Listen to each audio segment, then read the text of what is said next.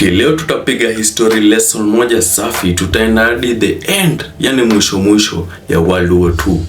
One of the worst attacks yenye imefanyika kwa maji. We will see about this attack and how it ended. So before tuingie kwa hii mchanganyiko yote, please subscribe hapo and share to many people. Alafu notification usisahau. Now let's get into today's story.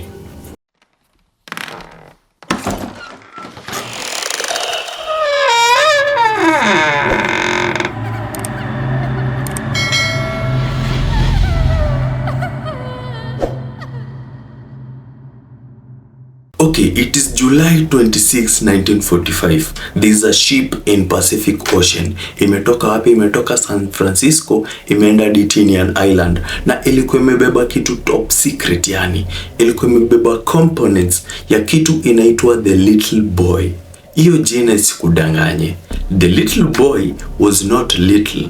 Hii ilikuwa atomic bomb being prepared in war between US and Japanese. So walikuwa wamefikisha hiyo components ya hiyo bomb Indian Island. So this ship ilikuwa ina go back ndo prepare for an invasion in Japanese mainland. So hii ship imependuka na ikaanza kurudi mtaani. So in the middle ya kurudi mtaani, actually this ship ilikuwa imebeba watu over 1100. So these people were going back ndo wapige preparation ya attack in the mainland.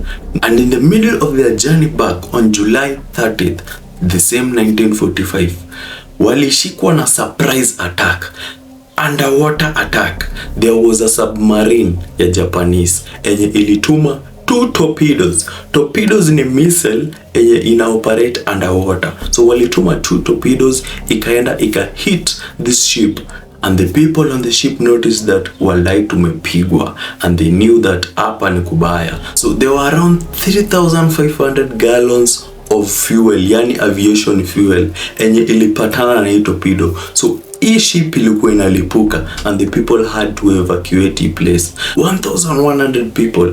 Yani hata boats, ma safety boats, they are not enough. So itabidi turuke ndani ya maji, tujue venye tutatuma SOS, tukuje tuseviwe.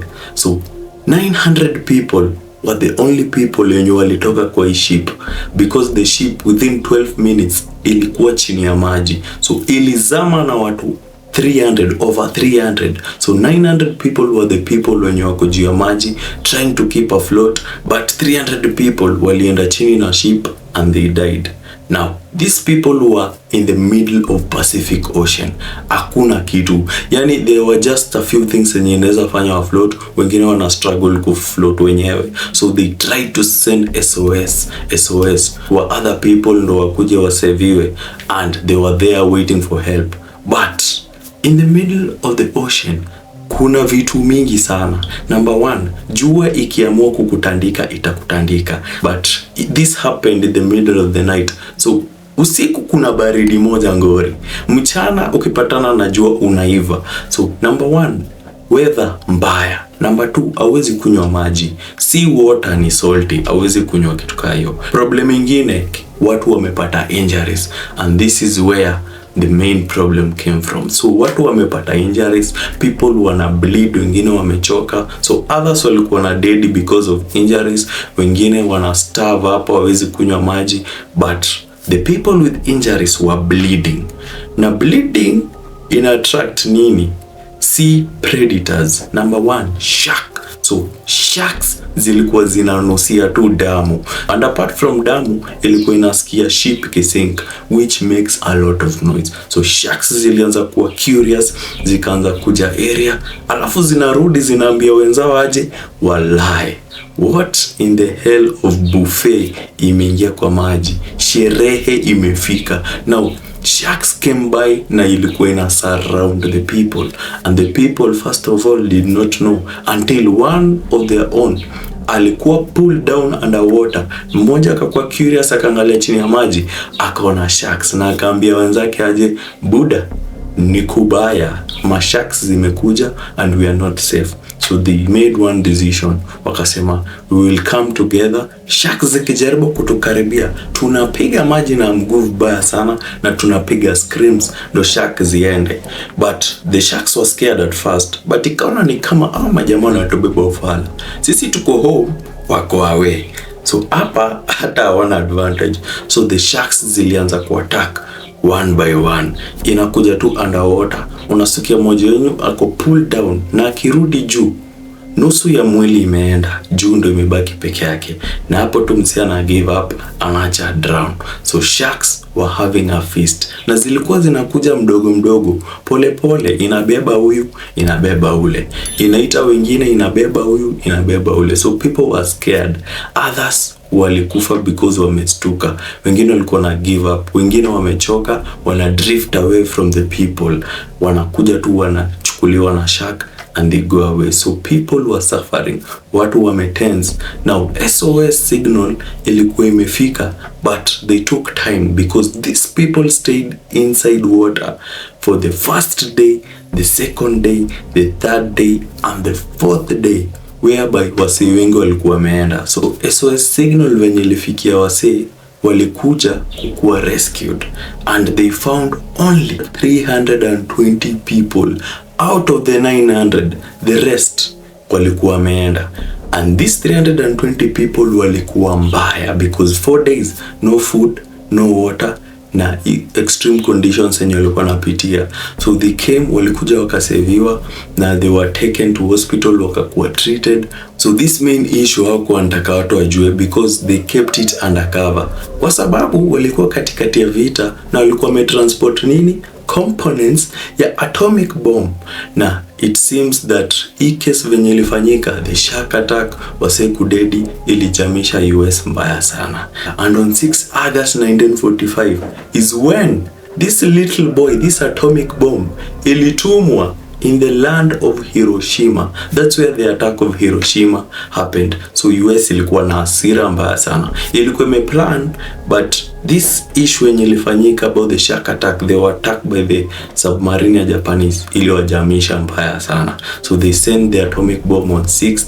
Bado hii kesi ilikuwa undercover about the shark attack. So atomic bomb venye ilitumwa Hiroshima, wase walidedi mbaya in Japanese.